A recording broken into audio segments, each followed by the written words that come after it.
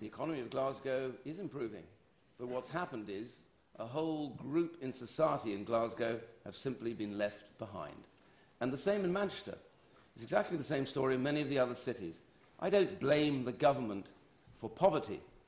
What I blame the government for is saying when they came into power that they would eradicate poverty. They said they were going to do it. They said they were set on a task that they would achieve, and they have simply failed. Yes, some have been taken out of poverty, but the worst part about it is more people are in deeper poverty than at any other time now, proportionately since the Second World War. Yeah. That is the issue. I'll give way to him. Ian, you're making, with characteristic force and passion, points about things that you know about and you feel very strongly about.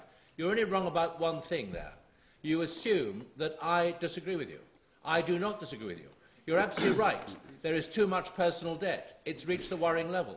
You're right, the savings ratio is low. This is all a result of financial liberalisation, of changing attitudes, indeed of people not so long, the break-up of the family, people not working and saving for future generations in the way they did. Big cultural changes. You're absolutely right about some unscrupulous people who sell loans to poor people. You're absolutely right about discrepancies in average life expectancies. That's a function of diet, it's a function of smoking. The question is this, we all feel strongly about it. What have we done about it? And what are you going to do about it? We've introduced the minimum wage and the tax credit system, which have been the most radical steps ever taken in this country to reduce poverty. And fine, if we could do something about these further problems, it would be wonderful. But is the Tory party going to suddenly ban people from eating junk food, ban people from smoking? What's the Conservative Party going to do to get people off incapacity benefit? These are very good points. They are not actually points of division between the two parties or divisions in the values that we hold to. Well, I tell you what.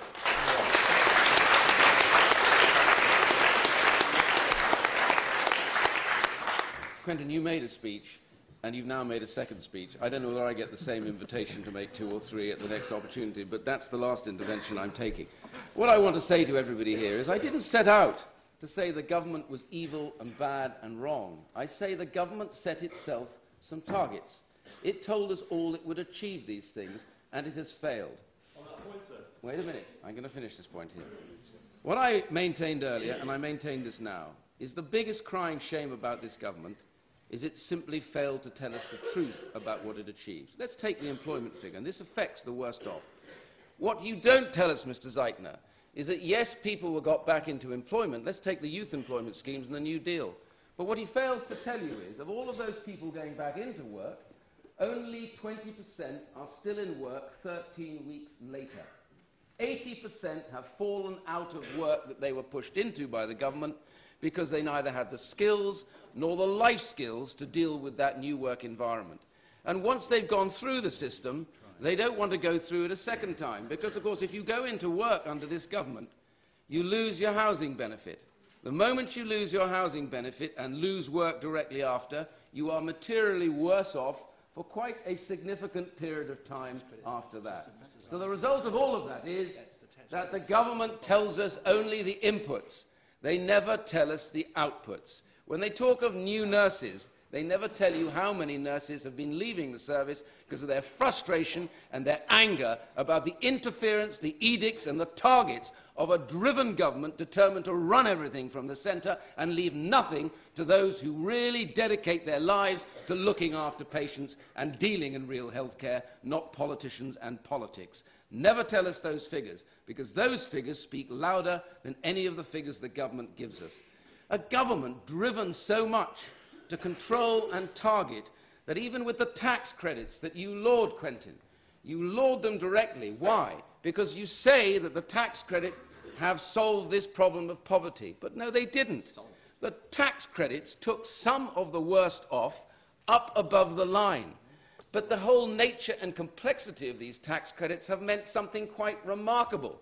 If you are a lone parent and you want to go into work longer than 16 hours, for every hour that you work longer than the 16 hours, your marginal tax rate will take all but 10 pence in every pound that you earn off you, because of a clawback under a tax credit system that was meant to help people get into work. were only interested on the Labour side of going into work for the figures, not real work that develops and takes you on to 30 and 40 hours a week and gives you a real sense of self-worth. This is a government that tells us only part of the story, not the real story. And when I say social breakdown is at worse levels now than it was under the government, it is not my opinion. It is the facts and figures that we have gathered over a period of time.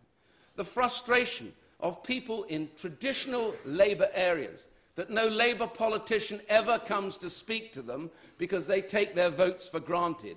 I think one of the gentlemen here got up and said, why should he vote for the motion?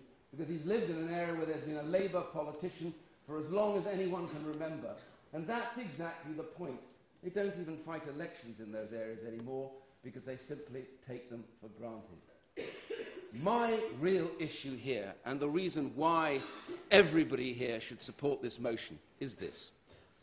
You are not tonight voting about whether you like me or the Conservative Party. I don't care about that. You are not tonight voting about whether you liked Mrs. Thatcher, many of you aren't even old enough to remember her, or whether she was good or bad. That's another debate for another day. Tonight, you are all voting on one simple issue.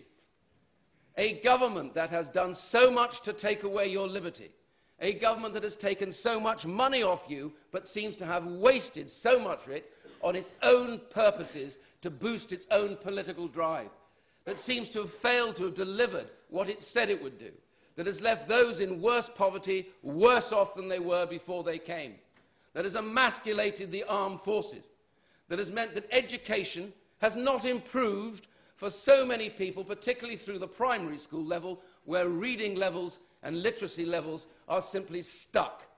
But for all that money, a government that has spun its way through. Remember, it was a government advisor that told us when the Twin Towers came down in New York, this was a good day to bury bad news. Shame on them. Shame on them for seeing everything through the total politics of that political spectrum that they have in New Labour, called winning at all costs, devil take what happens next. That's the culture and the reason for their existence.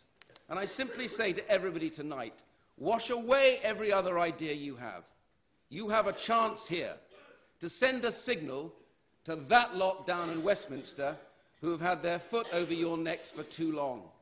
You have a chance to tell them, we have had enough of the nonsense, the deceit, and the games that are played. And in God's name, it's time you went.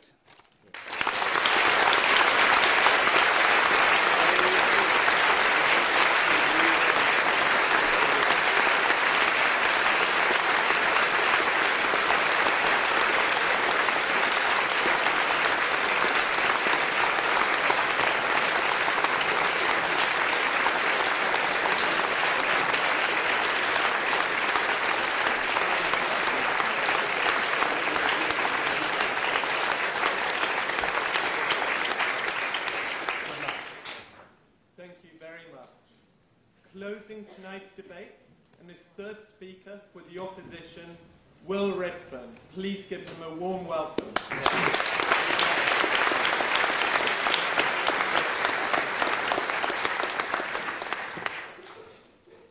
Thank you, Mr. President. Good evening, ladies and gentlemen.